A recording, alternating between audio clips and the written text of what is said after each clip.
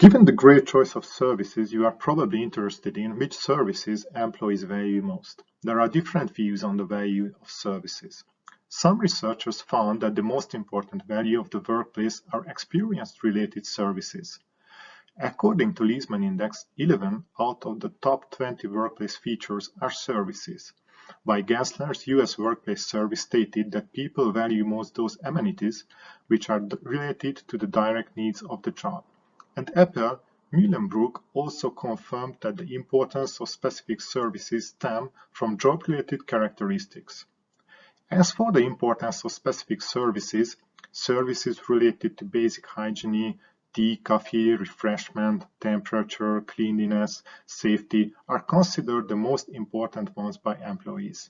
And these are followed by work-related features as IT, Wi-Fi, printing, parking, travel, and also by canteen and catering. You could say that if these basic and work-related services are not functioning well, that makes employees unhappy, while incentive or comfort services as tech tools, fitness, recreation, perks such as snack make them more satisfied, but their absence doesn't cause dissatisfaction. As we already noted, workplace services tend to extend beyond the physical boundaries of the office, and it is probably that the coronavirus pandemic just reinforced this trend. The most important services outside the main premises usually are services at secondary office sites in a distributed workplace concept, including office space in serviced offices or co-working spaces rented by or offered to employees by a company. The company can also offer services accessible at a discounted price in the urban neighborhood, just as a bar, restaurant, or a laundry service, wellness, recreational, and health services outside the office space. And with the spread of remote work, services offered at the home of employees, for instance repair, are also getting an importance. Finally, one can also consider the virtual environment and services as a new type of space where employees meet and work together.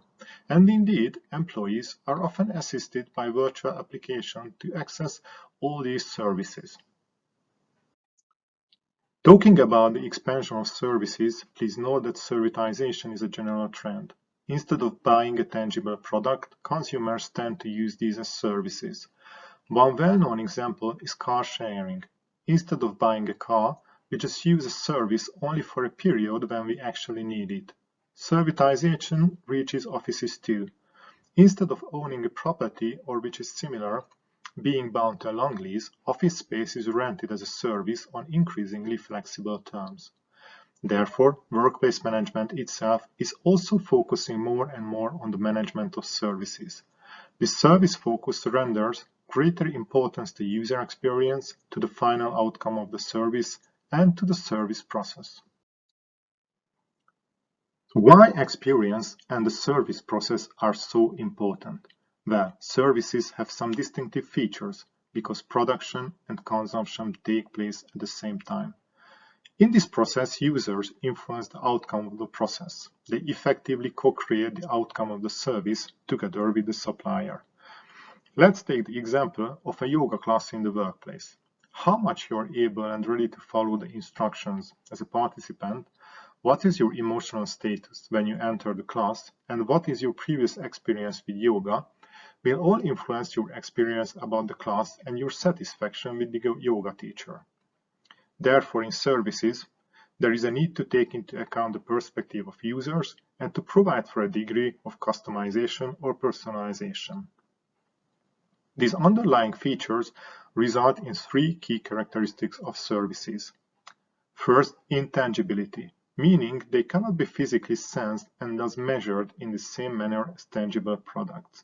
Second, heterogeneity, which means they are never delivered in exactly the same way, and thus it is a challenge to ensure consistent quality in services. And finally, perishability, meaning services cannot be stored, and for this reason it is more difficult to match demand and supply, such as demand for office space and its supply. There are several implications for the management of services that stem from these characteristics. As for sourcing, it is not possible to assess the end result of the service because it is not tangible. Thus, the selection of suppliers has to rely on the assessment of its capacities and capabilities. The selection and management of service personnel is also crucial, as the behavior of service staff is the actual representation of the service. Let's take the example of a bored or not very informed receptionist, who can ruin the experience even in the most exclusively designed office lobby. Thus, the quality of the service is judged not only by the final outcome, but also by the experience during the delivery.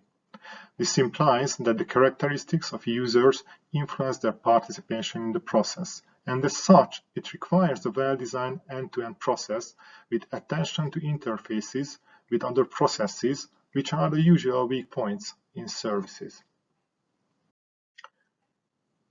As said, the design of services requires the profound understanding of user needs and behavior, and service design methodologies put this in the focus. Service design as a methodology has a 6-step process, starting with the understanding of needs, strengths, and then thinking about potential solutions, followed by generating ideas, filtering these ideas, planning solutions, and finally realizing solutions, which in the case of services means a service blueprint or specification. All of these steps are delivered in a co-creation process, thus together with the client and its employees. Understanding user needs has some specific techniques, which are used in workplace service design, and these include the mapping of user journeys through services and the workplace, the mapping of touchpoints between users and services, and mapping of user personas or service archetypes.